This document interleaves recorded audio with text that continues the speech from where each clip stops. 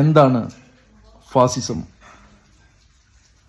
അങ്ങ് ഗുജറാത്തിൽ എന്ത് സംഭവിച്ചു? അയോധ്യയിൽ എന്ത് സംഭവിച്ചു? ഇപ്പോൾ ആസാമിൽ എന്ത് സംഭവിച്ചു കൊണ്ടിരിക്കുന്നു? ചരിത്രം അത് പഠിക്കാനുള്ളതാണ്, മനസ്സിലാക്കാനുള്ളതാണ്, ചിന്തിക്കാനുള്ളതാണ്.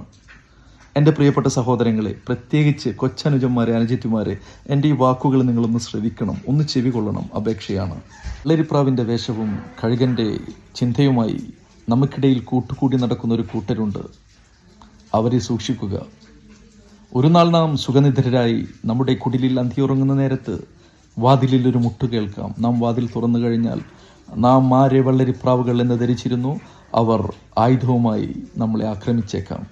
അങ്ങ് ഗുജറാത്തിലും അയോധ്യയിലും കഠാരയും ത്രിശൂലവും ഉരുപിടിച്ച വാളുകൊണ്ടായിരുന്നു ഫാസിസം നടത്തിയിരുന്നതെങ്കിൽ അതിന്നിപ്പോൾ മറ്റിടങ്ങളിൽ ബുൾഡോസർ ഉപയോഗിച്ച് കുടിലുകൾ ഇടിച്ചു നിരത്തി കയറിക്കിടക്കാൻ ഒരു ഇടമില്ലാതാക്കിയാണ് ഫാസിസം നടപ്പിലാക്കിക്കൊണ്ടിരിക്കുന്നത്.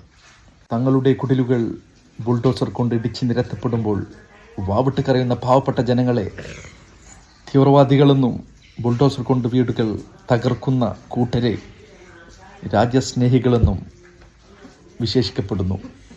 വരുന്നൊരു തലമുറക്ക് ഈ മണ്ണിൽ ജനാധിപത്യ രീതിയിൽ തൻ്റെ വിശ്വാസത്തിൽ തനിക്കിഷ്ടമുള്ള ഭക്ഷണം കഴിച്ച് വസ്ത്രം ധരിച്ച് സ്വാതന്ത്ര്യത്തിൽ ജീവിക്കണമെന്നുണ്ടെങ്കിൽ നാം തിരഞ്ഞെടുക്കേണ്ട ജനപ്രതിനിധികൾ അധികാരത്തിലെത്താൻ വേണ്ടിയോ അധികാരം നിലനിർത്താൻ വേണ്ടിയോ കൂട്ടക്കൊല ചെയ്യുന്നവരോ മനുഷ്യൻ്റെ പച്ചമാംസം കഴിക്കുന്നവരോ ചുട്ടുചോര കുടിക്കുന്നവരോ ആകരുത്.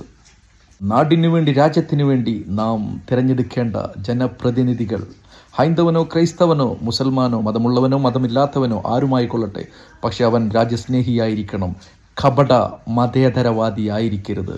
പ്രത്യേകിച്ച് അവനൊരു മനുഷ്യ സ്നേഹിയായിരിക്കണം. ജയ് ഭാരത്, ജയ് ഹിന്ദ്.